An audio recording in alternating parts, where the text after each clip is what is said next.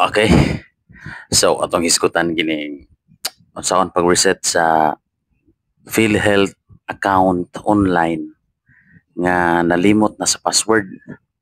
So assuming nga naka-register ka before, unya nalimot na ka sa password, so ato ning siyang tagad karon atong sundon kining mga guide diri. First,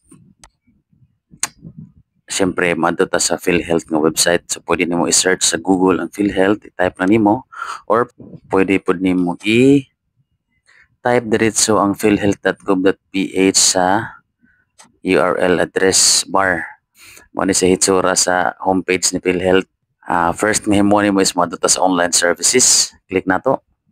Dayon sa member portal kanang register or login. So kay reset password mo ta, nalimot na ta, wala ta hilabtan diya sa ibabaw. Dito ta sa forgot password. So nada dire. So sa forgot password kinahanglan natong i-enter atong PhilHealth number.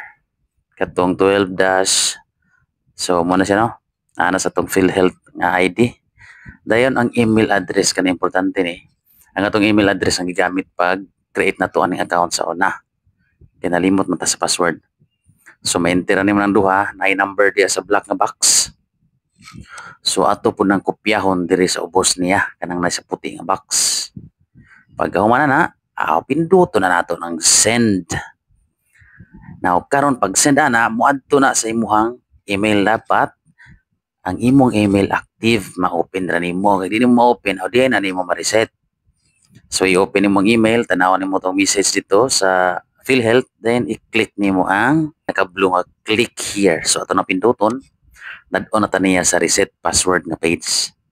So diri na maghimo na tag new password. Anya atong timan-an na mga guide diri sa ubos, dapat at least 8 characters. Dayon dapat na numbers or dayong naapoy at least usa ka capital letter or uppercase. Anya dapat naapoy lowercase, then naapoy special characters. In my case gahimo ko daan unya ako ranggi copy paste diha para di ko masipyat.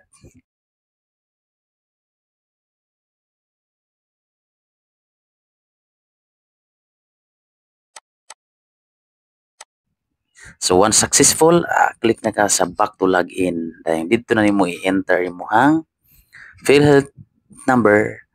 Dayon syempre katong gihimo nimong bag-ong password. Unya i-save to siya sa secure nga lugar.